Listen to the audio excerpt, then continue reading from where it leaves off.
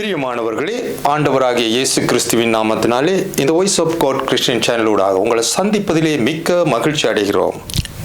Greetings to you all, beloved. Through this Christian channel, Voice of God, we are happy to be with you with the Word of God. இன்றைய தினத்திலும் தேவ செய்தியை உங்களிடத்திலே கொண்டு வரும் உங்கள் அன்பு சகோதரன் ஆண்டனி ஜேசன்.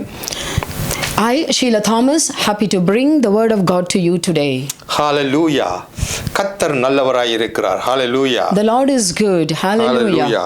நம்முடைய வாழ்க்கை எப்படி கட்டப்படணும், நம்முடைய திருச்சபை எப்படி கட்டப்படணும், எங்களுடைய குடும்பங்கள் எப்படி கட்டப்படணும் என்று சொல்லி நாங்கள் இன்றைய தினத்திலே வேதத்திலிருந்து சில காரியங்களை அறிந்து கொள்ள போகிறோம். We are going to meditate on the Word of God, how to build the foundation of our home, our church and our life. வேதம் சொல்லுகிறது நீங்களே தேவனுடைய ஆலயமாய் காணப்படுகிறீர்கள் என்று சொல்லி. The word says that you are the temple of God. அப்ப இந்த ஆலயம் எப்படி கட்டப்படணும் என்று சொன்னா முதலாவது ஃபவுண்டேஷன் நாங்கள் சரியாய் போட வேணும். If that is true, then we have to find out how to lay the foundation. நம்முடைய அஸ்திவாரங்களை சரியாய் போட வேணும். We have to lay the foundation accordingly. அப்ப நாங்கள் எப்படி அஸ்திவாரத்தை போடணும் என்று சொல்லி நாங்கள் பார்க்க வேணும்.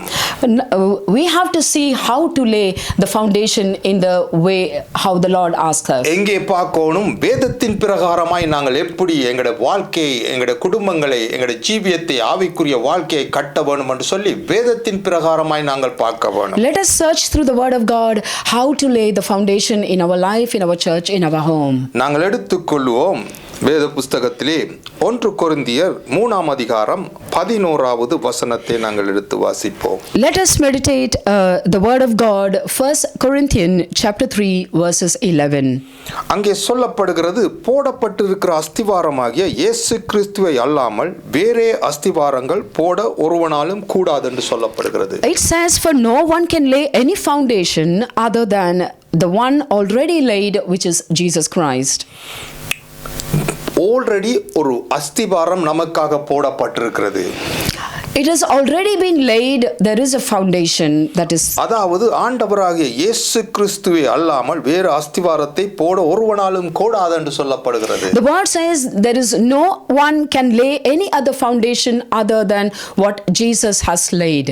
ஹalleluya. அங்கே 12வது வசனம் சொல்லுகிறது, The verse 12 says, ஒருவன் அந்த அஸ்திவாரத்தின் மேல் பொன், வெள்ளி, விலையேறப்பெற்ற கல், மரம், புல், வைக்கோல் ஆகிய இவைகளின் கட்டினால். and it says, if any man builds on this foundation using gold, silver, costly stones, wood, hay or stray. அங்கே 13ஆம் வசனம் சொல்லுகிறது, அவனுடைய வேலைப்பாடு வெளியாகும் நாளானது அதை விளங்க பண்ணும், ஏனெனில் அது அக்கினியினாலே வெளிப்படுத்தப்படும். அவனுடைய வேலைப்பாடு எத்தன்மை உள்ளது, அக்கினியானது பரிசோதிக்கும். Verse 13 reminds us, his works will be shown for what it is, because the day will bring it to light. It will be revealed with fire, and the fire will test the quality of each man's work. 12வது வசனத்திலே சொல்லப்பட்டது, ஒருவன் அந்த அஸ்திவாரத்தின் மேல், எந்த அஸ்திவாரத்தின் என்ற ஆண்டவராகிய இயேசு கிறிஸ்துவின் மேல பொன்னினால கட்டலாம், வெள்ளியினால கட்டலாம், வெளியேறப்பெற்ற கற்களினால கட்டலாம், மரத்தினால கட்டலாம், புட்களினால எதை வேணுமென்றாலும் அஸ்திவாரத்துக்கு மேல கட்டலாம். Verse 12 reminds us that anyone can lay a foundation using gold, silver, costly stones, wood, hay or stray. நாங்கள் என்னத்தினாலே கட்டுகிறோம் என்றதை ஒரு நாள் பரிசோதிக்கப்படும். The Lord will test. One day we have to go through the test which will reveal under what foundation we have laid. அது அக்கினியினாலே பரிசோதிக்கப்படும். It will be tested by fire. அப்போது விளங்கும் அது எத்தன்மை உள்ளது என்று விளங்கும் என்று சொல்லப்படுகிறது. It will be revealed how it can withstand that fire. நீங்கள் யோசிச்சு பார்க்கணும், வைக்கலினால, புல்லினால, மரத்தினாலே கட்டியிருந்த என்று சொன்ன அக்கினியினாலே சோதிக்கப்படுகிற போது அங்கே நாங்கள் சாம்பலாகி விடுவோம். We know that if the foundation has been laid by straw, wood, all those things, when it is tested by fire, we will know that it will all perish. நாங்கள் சரியான விதத்திலே கட்டாவிட்டால் ஒரு நாள் நாங்கள் சோதிக்கப்படுகிற போது நாங்கள் நின்று பிடிக்க மாட்டோம். If we do not lay the foundation in the right way, one day it will be revealed. மனுஷனுடைய வாழ்க்கையிலே பலவிதமான சூறாவளிகள், பலவிதமான பிரச்சனைகள் வந்துகிற போது எங்கள் அஸ்திவாரம் தள்ளாட கதவளிக்கிட்டுரும். When human goes through the difficult time, when trials and tribulations come, the foundation will be shaken. ஆகையினால் நாங்கள் அங்கே மிகவும் அவதானமாய் எங்கட வாழ்க்கையை கட்டி எழுப்ப வேணும். So it is very important how we build our life on it. வேதம் தெளிவாய் சொல்லுகிறது 16வது வசனம் அதே அதிகாரத்திலே 16வது வசனம் சொல்லுகிறது.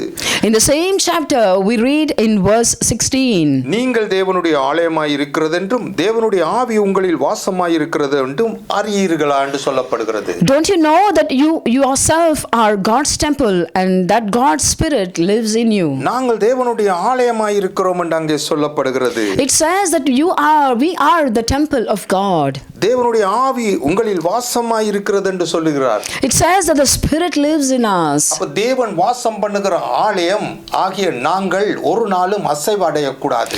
If we are built under his spirit, then we should not be shaken in our foundation. தேவனுடைய ஆலயம் பரிசுத்தமாய் காணப்படுகிறது. The temple of God is holy and sacred. அங்கே 17வது வசனம் சொல்லுகிறது, ஒருவன் தேவனுடைய ஆலயத்தை கெடுத்தால் அவனை தேவன் கெடுப்பார். தேவனுடைய ஆலயம் பரிசுத்தமாய் இருக்கிறது, நீங்களே அந்த ஆலயம் என்று சொல்லப்படுகிறது. Verse 17 reminds us, if anyone destroys God's temple, God will destroy him, for God's temple is sacred and you are that temple. ஹalleluya. அருமையான தேவ பிள்ளைகளே, கிறிஸ்தவ வாழ்க்கை ஏனோ தானோ ஒன்று வாழ்ந்து விட முடியாது. கண்டதையும் வெச்சு நாங்கள் கட்டி எழுப்பி எங்களுடைய குடும்பங்களை நடத்த முடியாது, எங்களுடைய வாழ்க்கையை நடத்த முடியாது, சபைகளை நடத்த முடியாது. ஃபவுண்டேஷன் சரியாய் போட வேணும். Dear beloved, we have to be very cautious here that we cannot build our foundation with anything that we see, not with the false doctrines. நாங்கள் இயேசு கிறிஸ்துவின் மேலே கட்டப்படுகிறோம். We are built on the Jesus Christ foundation. கிறிஸ்துவினாலே கட்டப்படுகிற எங்களுடைய வாழ்க்கை எப்படி கட்டி எழுப்பணும் என்று நாங்கள் அறிந்திருக்க வேணும். If Jesus is building our foundation, then we need to know under what foundation we are laid. வேதம் சொல்லுகிறது, சத்தியத்தை அறியுங்கள், சத்தியம் உங்களை விடுதலையாக்கும் என்று சொல்லி. Word says the truth, you know the truth and the truth will set you free. நமக்கு சில வேளை எப்படி நம்மட வாழ்க்கையை கட்டி எழுப்பணும், எப்படி நம்மட திருச்சபையை கட்டி எழுப்பணும், எப்படி நம்ம குடும்பத்தை கட்டி எழுப்பணும் என்று தெரியாமல் இருக்கலாம். Many times we don't know how to build our home and our family. ஆனால் வேதம் சொல்லுகிறது, சத்தியத்தை அறியுங்கள், சத்தியம் உங்களை விடுதலையாக்கும். But word says, know the truth and the truth will set you free. நம்முடைய வாழ்க்கை எப்படி கட்டப்பட வேணும் என்றதுக்காக தான் இந்த வேத புத்தகம் தேவன் நமக்கு கொடுத்திருக்கிறார். It is the reason why the word of God has been given to us how to build our foundation. சகல காரியங்களை அடக்கி தான் ஆண்டவர் நமக்கு கொடுத்திருக்கிறார். இதை பின்பற்றுகிறவர்கள், the word has been given to us so that we will follow this. இதை கேட்கிறவர்கள், the one that listens to this, இதை பின்பற்றும்படியாக ஆண்டவர் சொல்லி இருக்கிறார். the one you are to follow the word of God. ஹalleluya. அப்ப நாங்கள் ஒரு அஸ்திபாரம் எப்படி போடப்பட வேண்டும் என்று சொல்லி ஆண்டவருடைய வார்த்தையின் பிரகாரமா ஒரு காரியத்தை பார்க்க போகிறோம். Let us look into his word how to lay this foundation. அங்கே சொல்லப்படுகிறது, வெளிப்படுத்தின விசேஷம் 21ஆம் அதிகாரத்திலே 19ஆம் வசனம் 20ஆம் வசனம் அப்படி நாங்கள் பார்ப்போம் என்று சொன்னால், let us meditate Revelation chapter 21 verses 19. அங்கே சொல்லப்படுகிறது, நகரத்து மதில்களின் அஸ்திபாரங்கள் சகலவித ரத்தினங்களினாலும் அலங்கரிக்கப்பட்டிருந்தன. முதலாம் அஸ்திபாரம் வச்சிரக்கல், இரண்டாவது அஸ்திபாரம் இந்திரநீலம், மூன்றாவது அஸ்திரவாரம் சந்திரகாந்தம், நான்காவது மரகதம், ஐந்தாவது கோமேதகம், ஆறாவது பதுமராகம், ஏழாவது சுவர்ண ரத்தினம், எட்டாவது படிகப்பச்சை, ஒன்பதாவது புஷ்பராகம், பத்தாவது வைடூரியம், 11வது சுனிரம், 12வது சுகந்தி. இவைகளே we read in this chapter verses 19 and 20, the foundation of the city walls were decorated with every kind of precious stone. The first foundation was jasper, the second sapphire, the third chalcedony, the fourth emerald, the fifth sardonyx, the sixth is camelon, the seventh is chrysolite, the eighth beryl, the ninth topaz, the 10th chrysoprase, and the 11th jacinth, and the 12th amethyst. ஹalleluya. பாருங்கள், இங்கே விலையேறப்பட்ட ரத்தினங்களினாலே அந்த அஸ்திபாரம் போடப்பட்டிருக்கிறதை யோவான் தரிசனமாய் காண்கிறார். John the apostle sees the foundation was laid according to the precious stones that we see in these two verses. உலகத்திலே விலையேறப்பட்ட கற்களினாலே அங்கே அஸ்திபாரம் போடப்பட்டிருக்கிறது. The world's precious stones has been laid as foundation. நம்முடைய வாழ்க்கை கட்டப்படணும்னா விலையேறப்பட்ட காரியங்கள் நம்முடைய வாழ்க்கையில் அஸ்திபாரமாய் போடப்பட வேணும். In the same way, the foundation of our life has to be preciously laid.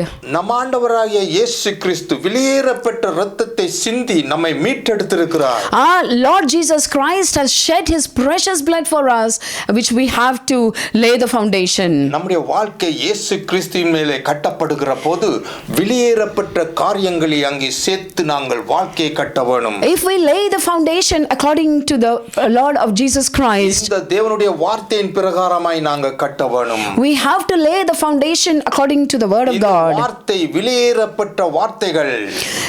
The word of God is the precious foundation.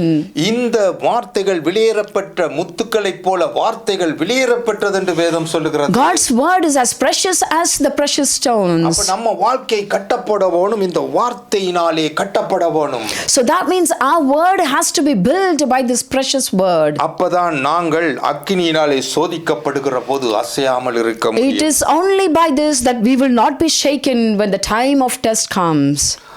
அங்கே வெளிப்படுத்தின விசேஷம் 21ஆம் அதிகாரம் 21வது வசனத்திலே அது சொல்லப்படுகிறது. Revelation chapter 21 verses 21 we read. 12 வாசல்களும் 12 முத்துக்களாயிருந்தன, ஒவ்வொரு வாசலிலும் ஒவ்வொரு முத்தாயிருந்தன. நகரத்தின் வீதி தெளிவுள்ள பளிங்கை போல சுத்த பொன்னாயிருந்தது என்று சொல்லப்படுகிறது. The 12 gates were 12 pearls, each gate made of a single pearl. The great street of the city was of pure gold, like transparent glass. அங்கே 12 வாசல்களும் முத்துக்களாயிருந்தன என்று சொல்லப்படுகிறது. It says the 12 gates were 12 pearls. எவ்வளவு அழகாய் நம்முடைய வாழ்க்கை கட்டியெழுப்பப்பட வேணும், விலையேறப்பட்ட காரியங்களை வைத்து நம்முடைய வாழ்க்கை கட்டியெழுப்பப்பட வேணும் என்று அந்த தரிசனத்திலே யோவானுக்கு காணப்படுகிறது. It is shown how preciously the foundation has to be laid, which has been revealed through Apostle John. வெளிப்படுத்தின விசேஷம் 21:14வது வசனத்திலே சொல்லுகிறது. Revelation chapter 21 verses 14 it shows. நகரத்தின் மதில்களுக்கு 12 அஸ்திபார கற்கள் இருந்தன. The wall of the city had 12 foundations. அந்த அவைகளின் மேல் ஆட்டுக்குட்டியானவருடைய 12 அப்போஸ்தலர்களின் 12 நாமங்களும் பதித்திருந்தன என்று சொல்லப்படுகிறது. It says the name of the 12 apostles of the Lamb was on it. அந்த காரியத்தில் என்ன குறிக்கிறதுன்னு சொன்னா நம்முடைய உபதேசங்கள், நம்முடைய வாழ்க்கையிலே வருகிற உபதேசங்கள் அப்போஸ்தலருடைய உபதேசமாய் காணப்பட வேணும். So our life has to have the doctrine of the apostles' doctrine. அந்த 12 ரத்தின கற்களிலும் 12 அப்போஸ்தலருடைய நாமங்கள் தரிக்கப்பட்டிருந்தன. The 12 precious stones reveal the 12 apostles' doctrines as we see. எவ்வளவு அழகான ஒரு தரிசனத்தை அங்கே யோவான் காணுகிறான். Here we see how Apostle John sees this wonderful vision. இந்த தேவ செய்தியை பார்த்து கொண்டிருக்கிற ஒரு வாழ்க்கை கட்டப்பட வேண்டும் என்று சொன்னால் ஆண்டவராகிய இயேசு கிறிஸ்துவின் மேல் அப்போஸ்தலருடைய உபதேசத்தின் மேல் நம்முடைய வாழ்க்கை கட்டப்பட வேண்டும். The one that is listening to me, my beloved, your life has to be built according to the 12 apostles' doctrine as we see. வேதத்திலே எழுதப்பட்டிருக்கிற காரியங்கள். This has been written according to the word. தேவன் ஒரு காரியத்தை காட்டியிருக்கிறார். இந்த வாழ்க்கை கட்டப்படணும், குடும்பம் கட்டப்படணும், எங்கள் ஆவிக்குரிய ஜீவியம் கட்டப்படணும், எங்கள் சபைகள் கட்டப்படணும் என்று சொன்னால் அப்போஸ்தலர் உபதேசங்களின் இயேசு கிறிஸ்துவின் வார்த்தையினாலும் கட்டப்பட வேணும். Lord is revealing to apostle how the foundation has to be laid, how the doctrine has to be laid according to the word. அங்கே நாங்க வாசித்தது போல அந்த ஒவ்வொரு கற்களும் ரத்தினங்களாய் வைரக்கற்களாய் காணப்படுகிறது. We have read earlier that it has been shown that they have been built according to the precious stones. வைரக்கற்கள் லேசில தேயாது. The precious stones cannot be scratched or it cannot be damaged. அந்த கற்கள் மிகவும் விலையேறப்பட்ட கற்கள், இது லேசில அசைவை காண முடியாது. They are precious stone and it cannot be shaken that easily. நம்ம அஸ்திவாரங்கள் கல்லினாலே புல்லினாலே கட்டினோம் என்று சொன்னா அங்க அசைவு காணப்படும். If our foundation is laid according to the wood and the stray, there will be shaken in that foundation. அங்கே தெளிவாய் சொல்லப்படுகிறது அப்போஸ்தலர் உபதேசத்திலும் இயேசு கிறிஸ்துவின் வார்த்தையினால நம்முடைய வாழ்க்கை கட்டப்பட வேணும். It shows very clearly that the foundation has to be built according to the the doctrine of the 12 apostles. எபேசியர் 2:19 இப்படி சொல்லப்படுகிறது. Ephesians chapter 2:19 we read like this. ஆகையால் நீங்கள் இனி அந்நியரும் பரதேசியரும் இராமல் பரிசுத்தவான்களோட ஒரே நகரத்தாரும் தேவனுடைய வீட்டாருமாய் இருக்கிறோம் என்று சொல்லுகிறது. Consequently, you are no longer foreigners and aliens, but fellow citizens with God's people and members of God's household. நாங்கள் தேவனுடைய ஆலயமாய் இருக்கிறோம். இங்கே சொல்லப்படுகிற நாங்கள் தேவனுடைய வீட்டாராய் இருக்கிறோம். If we are called as a temple of God, that means we are the children of God. ஒரே நகரத்தாரும் தேவனுடைய வீட்டாருமாய் இருக்கிறோம். We are people of the same nation and with the same household. எவ்வளவு பாக்கியத்தை ஆண்டவர் வைத்திருக்கிறார். தேவனுடைய வீடாக நாங்கள் வாசம் பண்ணத்தக்கதாய் ஆண்டவர் எங்களை ஆயத்தப்படுத்திக் கொண்டிருக்கிறார். God had blessed us and he has called us into this unity as one family. அங்கே 20ஆம் வசனம் சொல்லுகிறது. எபேசியர் 2ஆம் அதிகாரம் 20ஆம் வசனம் சொல்லுகிறது, அப்போஸ்தலர் தீர்க்கதரிசிகளுடைய அஸ்திவாரத்தின் மேல் கட்டப்பட்டோர்களாய் இருக்கிறீர்கள், அதற்கு இயேசுதாமே மூலைக்கல்லாய் இருக்கிறார். Ephesians chapter 2 verses 20 we read, the built on the foundation of apostles and prophets with Jesus Christ himself as the chief cornerstone. ஹalleluya. எங்கள் ஆண்டவராகிய இயேசு கிறிஸ்து மூலைக்கல்லாய் தலைக்கல்லாய் அங்கே காணப்படுகிறார். We see Jesus Christ as the cornerstone in that. அப்போஸ்தலர்களுடைய உபதேசத்தின் மேல் நாங்கள் கட்டப்பட வேணும். We have to build on the doctrine of the apostles. இந்த நாட்களிலே இந்த காரியங்களை நாங்கள் அறியாத பட்சத்திலே பலதரப்பட்ட உபதேச கோளாறுகள் இந்த உலகத்திலே நாங்கள் காணக்கூடியதாய் இருக்கு. It is because of this wrong foundation that we see all the false doctrine. சத்துரு நம்மை ஆண்டவருக்கு மேல கட்டி எழுப்புறார் என்று சொல்லி எங்களை நடத்துகிறான். ஆனால் வைக்கலினாலும் புட்களினாலும் போல பிழையான வீக்கான உபதேசங்களிலே நாங்கள் கட்டப்பட்டுகிறோம். When God had told us to build on his foundation, but we build according to the corruptible materials as straw and wood. ஒரு நாள் எங்களை விழுத்தாட்டும்படியாக One day we will be tested. சத்துரு புலையான உபதேசங்கள், The devil will come and give us the wrong doctrine. ஆனபடியினால் மிகவும் தெளிவுள்ளவர்களாய் தெளிந்த புத்தியுள்ளவர்களாய் நாங்கள் வேதத்தின்படி கற்றத்துக்கு எங்களை ஒப்புக் கொடுக்க வேணும். But it is at that time that we have to build according to the strong foundation. கிறிஸ்தவ வாழ்க்கை ஏனோ தானோ என்று கட்டி எழுப்ப முடியாது. Christian's life cannot be built on what you see and you do. எபேசியர் 2ஆம் அதிகாரம் 21வது வசனம். Ephesians chapter 2 verses 21 we read, அவர் மேல் மாளிகை முழுவதும் இசைவாக இணைக்கப்பட்டு கர்த்தருக்குள் பரிசுத்த ஆலயமாக எழும்புகிறது. In him the whole building is joined together and rises to become a holy temple in the Lord. அவர் மேல் மாளிகை முழுவதும் இசைவாக இணைக்கப்பட்டு. It says that it was built joined together with him. தேவன் மேலே இசைவாய் இணைக்கப்பட்டு நாங்கள் மாளிகை எழும்ப வேணும்.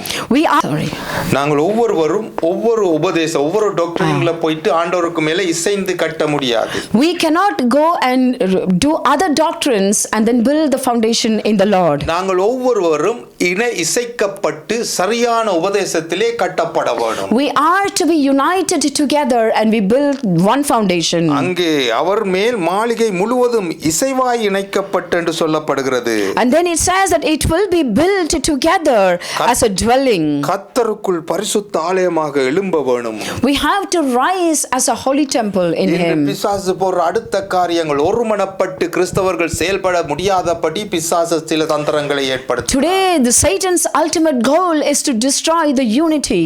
குடும்பத்திலே பிள்ளைகள் இசைந்து செயல்படுறது குறைவு. Now the unity we see is very less in families. சபைகளுக்குள்ளே ஒரு ஐக்கியம் இல்லாத ஒரு குறைவு.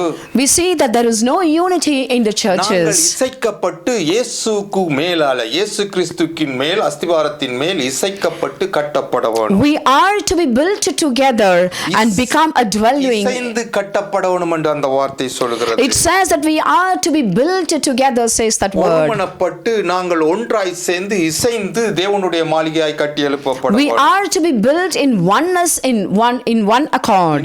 பலவரப்பட்ட பிரச்சனைகளை உருவாக்கி ஒவ்வொருவருக்குள்ளே பிரிவினை உருவாக்கி அங்கே சபைகளுக்குள்ளே பிரிவினை குடும்பத்துக்குள்ளே பிரிவினை அங்கே காணப்பட காரணம் நாங்கள் இசைந்து செயல்படுகிறது கிடையாது. Today we see that because of the shortage of this unity there are problems that we see in families, in churches. இசைந்து கட்டப்படணும் என்று சொன்னா எங்கே போய் நாங்கள் பொருந்தவனும் அந்த இடத்தில் இடத்திலே பொருந்து தேவனுக்கு என்று நம்முடைய வாழ்க்கையை கட்டி எழுப்ப வேணும். Being built together means that we are to come in oneness and we build and we rise in Him. அங்கே 22வது வசனம் சொல்லுது, எபேசியர் 2ஆம் அதிகாரம் 22வது வசனம் சொல்லுகிறது, அவர் மேல் நீங்கள் ஆவியினாலே தேவனுடைய வாசஸ்தலமாக கூட்டி கட்டப்படுகிறீர்கள். Ephesians 2 verses 22 it says that we are to become dwelling in Him which God lives by His Spirit. அவர் மேல் நீங்களும் ஆவியினாலே தேவனுடைய வாசஸ்தலமாக கூட்டி கட்டப்படுகிறீர்கள் என்று சொல்லுது. Because it says that in Him we are built together, says the word. ஆவியினாலே இங்கே இசைந்து நாங்கள் கட்டப்படுவோம். We have to be built together in His Spirit. ஆண்டவர் கொடுத்தது ஒரே ஆவியானவர். God had given us only one Spirit. அந்த ஆவியானவருடைய வழிநடத்தல் நாங்கள் ஒவ்வொருவருக்கும் ஒரே ஆவியானவருடைய வழிநடத்தல் காணப்பட வேணும். It is the same Spirit that should be building us together. இதை நன்று அறிந்த இந்த பிசாசானவன் இன்று சபைகளுக்குள்ளே ஆவியானவருடைய வழிநடத்தல்களை மாற்றி கொண்டு போகிறார். The devil knows and he brings disunity. ஆவியானவர் பேர்ல பெரிய காரியங்களை செய்ய வச்சு அங்கே பிரிவினையை கொண்டு வருகிறான். His ultimate plan is to bring a division in churches. ஆகையினாலே ஒரே ஆவினாலே தேவனுடைய வாசஸ்தலமாக இருக்க நாங்கள் கூட்டி கட்டப்படவும் ஒரே ஆவினாலே கட்டப்படவும். Therefore you and I we are to be built together in one dwelling in Him. எல்லா காரியத்தும் பரிசுத்த ஆவியானவருடைய உதவியோட கூட இந்த ஆலயம் கட்டப்பட வேணும். In every area, in every way we have to build together in Him. பரிசுத்த ஆவியானவர் எல்லாவற்றையும் போதித்து எங்களை சரியாய் நடத்துவார். The Holy Spirit will bind us together and lead us accordingly. அங்கே மத்தேயு 24:13 சொல்லப்படுகிறது. The Gospel of Matthew chapter 24 verses 13. முடிவு பரந்தம் நிலைத்து நிற்கிறவனே ரட்சிக்கப்படுவான் என்று சொல்ல. He who stands firm to the end will be saved. நாங்கள் எங்களுடைய வாழ்க்கையிலே எங்களுக்கு கிடைச்ச சந்தர்ப்பங்கள் ஒவ்வொன்றையும் தேவனுக்குள்ளாயும் அப்போஸ்தல உபதேசத்தினாலும் சரியாய் கட்டப்பட வேணும். Because it clearly says that we together have to be standing firm and built together. அந்த வார்த்தை தெளிவாய் சொல்லுகிறது, முடிவு பரியந்தம் நிலைத்திருப்பவனே ரட்சிக்கப்படுகிறார். The word clearly says the one that will endure and stand firm will be saved. ஆனால் நாங்கள் சொல்றோம், நாங்கள் ரட்சிக்கப்பட்டுட்டோம், நாங்கள் ஆல்ரெடி ரட்சிக்கப்பட்டுட்டோம் என்று சொல்லி நாங்கள் அந்த புலியான உபதேசங்களிலே அகப்பட்டு போகிறோம். But we always think that we have already been saved and we go give into the wrong doctrine. இந்த வார்த்தை தெளிவாய் சொல்லுகிறது, அருமையான தேவ பிள்ளைகளே, முடிவு பரியந்தம் நம்முடைய வாழ்க்கை சரியாய் கட்டப்பட வேணும், நிலைத்திருக்க வேணும், கிறிஸ்துவுக்குள்ளே நிலைத்திருக்க வேணும். இந்த அஸ்திவாரம் உபதேசங்களை விட்டு நாங்கள் வழிவிலகி போக கூடாது. But the word reminds us that until the end we are to be in this firm foundation and we have to build according to what the Lord had asked us to build. தேவனுடைய வார்த்தையும் அப்போஸ்தல உபதேசங்களும் இல்லாமல் எங்கள் வாழ்க்கை கட்டப்பட்டால் நாங்கள் முடிவு பரியந்த ரட்சிப்புக்குள்ளே நிலைநிறுத்த மாட்டோம். We will not be staying and we will not be saved according to what Lord had given to us until we build our doctrine in the doctrine of our apostles. தேவன் நமக்காக இரத்தம் சிந்தி அவர் வெளியேறப்பெற்ற இரத்தத்தினாலே இந்த ரட்சிப்பை நமக்கு கொடுத்திருக்கிறார். The Lord had shed His precious blood and given us this salvation. இந்த ரட்சிப்பை நாங்கள் புலியான உபதேசங்களை கேட்டு நாங்கள் அங்கே வஞ்சிக்கப்பட்டு போக கூடாது.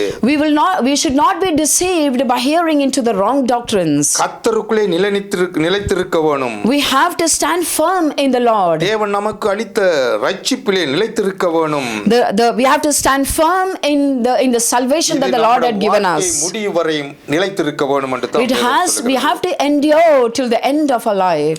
மத்தேயு 7ஆம் அதிகாரம் 24-25 வசனங்களை நாங்கள் பார்ப்போம் என்று சொன்னால், ஆண்டவர் ஒரு காரியத்தை சொல்லுகிறார். ஆண்டவராகிய இயேசு கிறிஸ்து, according to the Gospel of Matthew chapter 7 verses 24, therefore everyone who hears these words of mine pulls them into practice.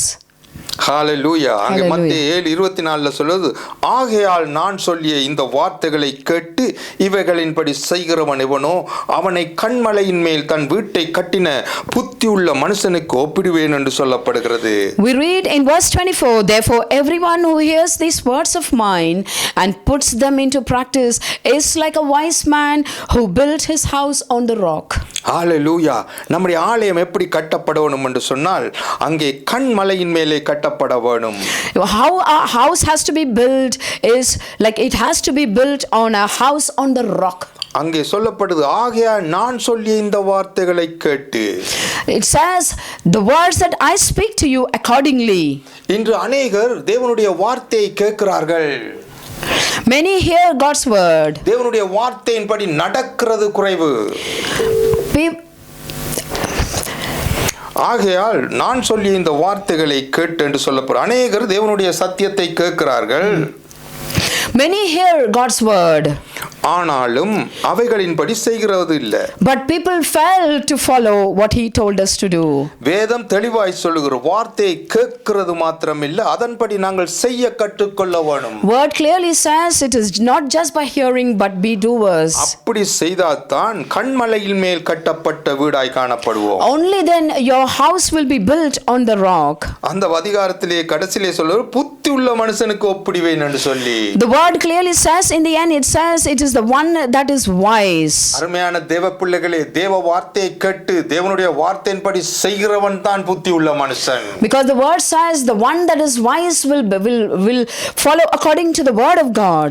தேவனுடைய வார்த்தையை கேட்டு கேட்டு கேட்டு நம்முடைய வாழ்க்கை அதன்படி செய்ய இல்லைன்னு சொன்னா நாங்கள் புத்தி கெட்ட மனிதர்கள். The more you hear and if you don't abide by the word, that you will be according to a corrupted mind. நம்முடைய வாழ்க்கை கட்டப்படணும். இயேசு கிறிஸ்துவின் வார்த்தைகளை கேட்டு தேவனுடைய வார்த்தைகளை கேட்டு அதன்படி செய்யறதுக்கு நாங்கள் கற்றுக்கொள்ள வேண்டும். We have to hear the word of God and we have to build our house on the rock. அப்படி செய்தால் நாங்க புத்தி உள்ள மனிதர்கள். If you do accordingly, you are the wise person.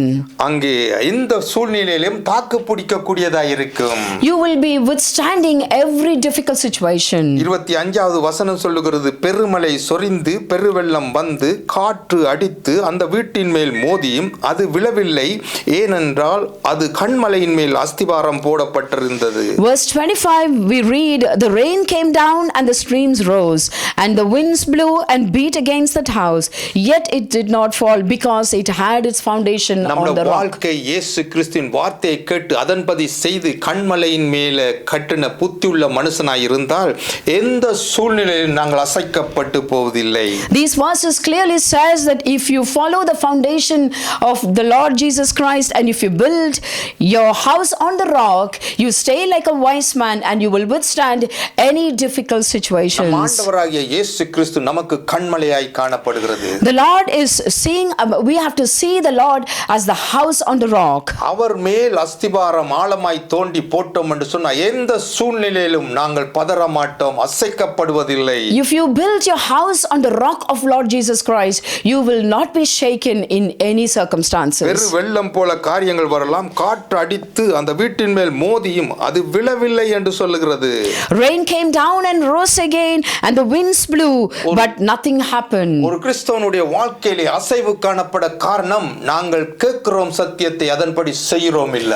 Why you see that people don't withstand the difficult situation is they do not abide by the word. வேதம் தெளிவாய் சொல்லுகிறது, அவரை கேட்டு வார்த்தையை கேட்டு அதன்படி செய்கிறவன் புத்தி உள்ள மனுஷன். Word clearly says the one that abide by my word and lay the foundation is a wise man. கன்மலையின் மேல் கட்டப்பட்டவனாய் காணப்படுவான். He will be seen as a wise man who builds his house on the rock. இந்த சூழ்நிலையில் நாங்கள் அசைக்கப்பட்டு போக மாட்டோம். Under any circumstances you will not be shaken. ஆண்டவருக்குள்ளே கட்டப்படுகிற வாழ்க்கை இந்த கிறிஸ்தவ ஜீவியம் மாத்திரம்தான் நம்மை நிலைத்து நிற்க வைக்கிறது. Only this foundation will keep you withstanding till the end. இன்று பலவரப்பட்ட உபதேசங்கள் பரவழப்பட்ட போதனைகள் வந்தாலும் நீங்கள் தேவனுடைய வார்த்தையை கேட்டு அதன்படி செய்ய கற்றுக்கொள்ள வேண்டும். Any false doctrines comes to your ears and if you build your house on the foundation of the Lord Jesus Christ, அப்படி கேளாமல் நீங்கள் செயல்பட்டு உங்களுடைய ஃபவுண்டேஷனை புலியான அஸ்திவாரத்தை போட்டு கட்டுவீர்கள் என்று சொன்னால், if you forget that foundation and you built it on the false doctrine, அங்க 27வது வசனம் சொல்லுகிறது, பெருமழை சொரிந்து பெருவெள்ளம் வந்து காற்று அடித்தது அந்த வீட்டின் மேல் மோதின போது அது விழுந்து முழுவதும் அழிந்தது என்றால், it will be like what we read in verse 27, the rain came down and streams rose and the wind blew and beat against that house and it fell with a great crash. பாருங்கள், நம்முடைய வாழ்க்கை கட்டப்படணும், அழியாத அந்த நித்திய ஜீவனை அடையும்படியாக நம்முடைய வாழ்க்கை கட்டப்பட வேணும். See, it clearly says that we have to build on the foundation of our Lord for us to withstand. அப்படி கட்டாமல் விட்டா பிரச்சனைகள் வந்து சூழ்நிலை வந்து எங்களை மோதின போது நாங்கள் விழுந்து விழுந்து முழுவதும் அழிந்ததென்றாது ஒன்றும் மிஞ்சமில்லை, லைஃப்ல ஒன்றும் கண்டதில்லை. If you do not build such a foundation, then all the disaster will take you down and you will fall. அதை தெளிவாய் வேதம் சொல்லுகிறது. அப்படி தேவனுடைய வார்த்தையின்படி நடவாம விட்டால் நாங்கள் அக்கினி கந்தமரிய நரகத்துக்கு போய் விடுவோம். The word clearly says that if you do not abide by the foundation, you will be destroyed. ஆகையால் தேவ பிள்ளைகளே, இந்த தேவ செய்தியை நீங்கள் இன்னொரு கேளுங்க, திருப்பி கேளுங்கள். ஆண்டவருடைய வார்த்தையின்படி கட்டப்படணும் என்ற ஒரே ஒரு நோக்கத்தினாலே இந்த காரியங்களை செய்திருக்கிறார். எங்களுக்கு குடும்பங்கள் இருக்கு, பிள்ளைகள் இருக்கு, பேர பிள்ளைகள் இருக்கு. இந்த பிள்ளைகள் ஒரு புலையான உபதேசத்திலே அகப்படக்கூடாதுன்றதுக்காக இந்த தேவ செய்திகளை நாங்கள் பதிவு செய்கிறோம். My dear beloved, the reason why we are doing this is so that our children, our great grandchildren, our generations will not fall under the false doctrine, so that they will continue to listen to these messages and they will build the foundation according to the word of God. தேவனுக்கு ஊழியம் செய்கிற அருமையான ஊழியக்காரர்களே, my beloved, the one that does God's work, வார்த்தையை சொல்லுகிறது மாத்திரம் கேட்கறதுக்கு மாத்திரம் பழக்காமல் அதன்படி செய்யறதுக்கு ஜனங்களுக்கு கற்றுக் கொடுக்க வேணும். May you build the word of God according to what you read, according to what you preach, and you put it into practice. பிரியமான குடும்ப தலைவர்களே, பெற்றோர்களே, உங்கள் பிள்ளைகளுக்கு சரியான வழியை போதித்து அறியான அஸ்திவாரத்தில் பெண் பிள்ளைகளுடைய வாழ்க்கையை கட்டியெழுப்ப நீங்க முயற்சி எடுக்க வேணும். My dear brothers and my elders, make sure that you build your word according to the doctrine of the word of God. செய்யாம விட்டோம் என்று சொன்னா எங்களுடைய பிள்ளைகளுடைய அஸ்திவாரங்கள் அசைக்கப்படும் நேரம் வருகிற போது அழிந்து போயிரும் என்று தான் அந்த வார்த்தை சொல்லுகிறது. If we fail to do according to what the Lord has told us to do, we will be destroyed in due course. அங்கே முழுவதும் அழிந்தது என்று தான் அந்த வார்த்தை சொல்லுகிறது. It clearly says that it is completely fell with a great crash, says the word. Hallelujah. அசையாத நம்பிக்கையோட கிறிஸ்துவினுடைய வார்த்தையினாலும் அப்போஸ்தல உபதேசத்தினாலும் நாங்கள் கட்டப்பட்டோம் என்று சொன்னார். Let us stand firm according to the apostles' doctrine and the word of God. எங்களுடைய ஃபவுண்டேஷன் சரியாய் போடப்பட வேணும். Our foundation has to be laid in the proper way. அஸ்திவார உபதேசங்களை அறிந்து நடக்க வேணும். சரியாய் நாங்கள் கற்றுக்கொண்டு வாழ வேணும். We have to learn the foundation of Jesus Christ and do according to it. எங்களுக்கு ஒரு அரிய சந்தர்ப்பத்தை ஆண்டவர் கொடுத்திருக்கிறார். God had given us a chance to hear this. தேவன் நம்மை படைத்த தேவன் எங்களை சும்மா விட்டு விடவில்லை. God did not build us, God did not make us and then just let it go as it is. அவர் தன்னுடைய ஜீவனையே நமக்காக குடித்து இந்த வேதத்தை கையில கொடுத்திருக்கிறார். இதை கேட்டு இதன்படி சத்தியத்தை கேட்டு அதன்படி செய்கிற போது நம்முடைய வாழ்க்கை சரியாய் கட்டப்படும். Because the word has been given to us so that we will listen, we will build accordingly. அல்லாவிட்டால் நாங்கள் வெறும் வீணராக போய் விடுவோம். Otherwise we will be perishing. ஹalleluya. ஆகையினால் அருமையான தேவ பிள்ளைகளே, நம்முடைய ஃபவுண்டேஷன் சரியாய் இருக்கணும். அஸ்திவார உபதேசங்கள் சரியாய் இருக்கணும். எந்த இடத்துல உபதேசம் கூட வேதத்திலே சொல்லப்பட்டிருக்கிறது, உபதேச கோளாறு இருக்கிற இடத்தை விட்டு நீ ஓடு என்று சொல்லப்பட்டிருக்கிறது. Accordingly, therefore my beloved, it says, if there is no proper foundation, you flee from those doctrines, says the word. சத்தியங்கள் புலியான காரியங்களை நீங்கள் கேட்டு அற்புதங்களையும் அதையும் இதையும் கேட்டு சில காரியங்களை நீங்கள் கேட்டு புலியான ஃபவுண்டேஷனை போட வேண்டாம். Don't listen to all the false doctrines and the false messages that you have been hearing, because you will lay the wrong foundation.